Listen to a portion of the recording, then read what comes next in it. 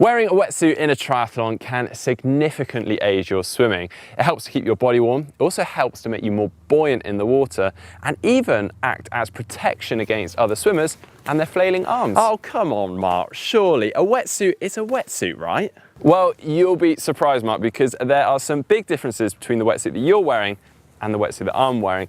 But I do understand it can seem like a bit of a minefield. There are so many different styles of wetsuits on offer with so many different features lending themselves to different styles of swimmers and types. So today I'm going to be running you through how to choose a wetsuit.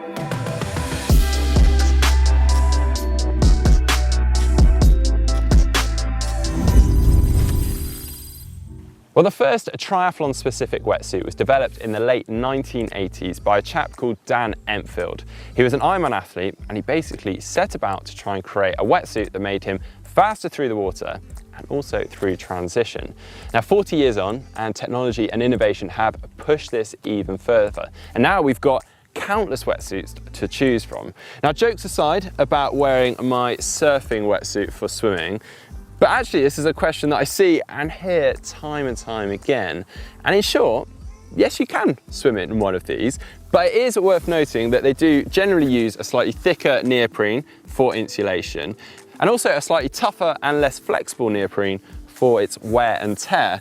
Whereas a triathlon wetsuit, like I'm wearing here, is more flexible, it's hydrodynamic through the water, and super easy to remove through transition. Well, they do this by having a number of different panels with varying neoprene thickness, and that helps with flexibility where it's needed and also with the buoyancy for the body position in the water. But where do we actually start when we're choosing a wetsuit?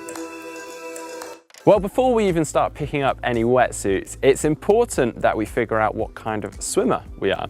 So are we someone that swims perfectly flat in the water when we're swimming in the pool? Or are we someone that drags our feet along the floor of a swimming pool? Now, if you are new to swimming or you're a slightly weaker swimmer, then it is very common to have a slight drop in the hips and the legs whilst you're swimming. But fortunately, there's suits for all different styles of swimming that can actually help to improve this. So they do this by changing the thickness of neoprene and the buoyancy from the chest to the legs. So if you are someone that drags your legs along the bottom of the swimming pool, then you'd be looking for something that has slightly thicker neoprene in the legs and therefore more buoyancy compared to the chest. So a suit like this one, and that will then help to adjust the tilt of the body and the body position to make you flatter in the water and therefore better. Whilst for those lucky folk that swim relatively flat in the water already, you'll be looking for a suit that doesn't really affect your position or tilt in the water.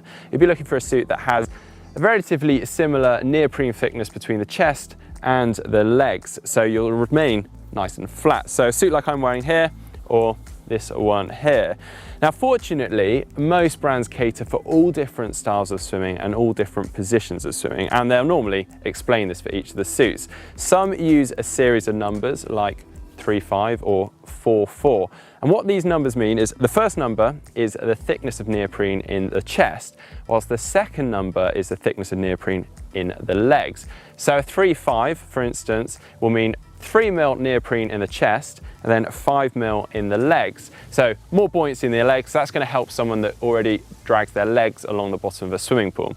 A 4-4 is going to mean 4 mil in the chest, 4 mil in the legs. So very similar buoyancy, and you're going to remain very flat. So that's going to suit those natural swimmers who are already nice and flat in the water. And then there's the fit, probably the most important part about choosing a wetsuit, because if you go too big, you'll have water gushing in, and if you go too tight, well, you probably won't be able to swim very well. Now, a triathlon wetsuit should feel more snug than your standard water sports wetsuit, which does take a lot of people by surprise, so you often end up seeing people opting for a size too large. Fortunately, most brands offer a large range of sizes to choose from, almost a size for everyone. They've got sizes for the tall yet slim and extra female sizes for the more curvy.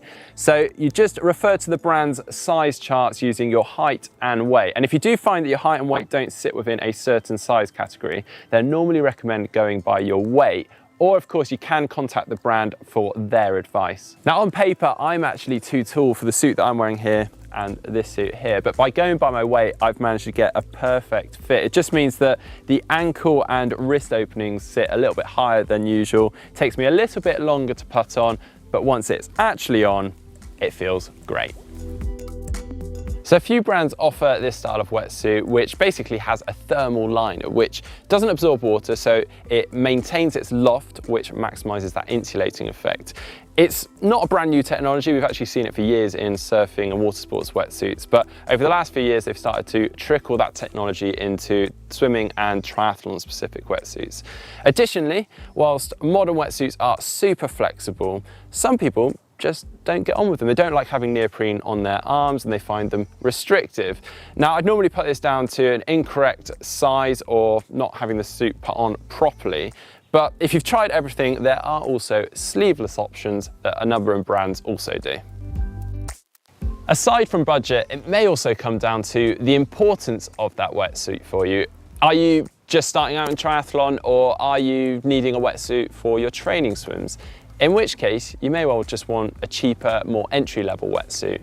Or if you are a regular competitor and you're looking to improve on your triathlon times, beat other competitors, or win races, then you may well want to spend a little bit more money, get a higher-end wetsuit that's going to help shave those valuable seconds off.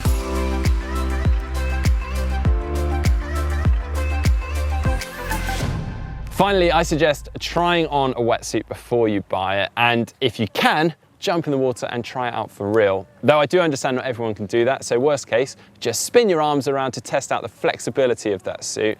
It might look silly, but your triathlon shop will understand, trust me. If you like this video, hit that thumbs up button. If you'd like to see more videos from GTN, just click on the globe and subscribe to the channel. If you'd like to see our wetsuit versus a non-wetsuit video, you can just see that by clicking down here. If you'd like to see how to choose a running shoe, just click down here.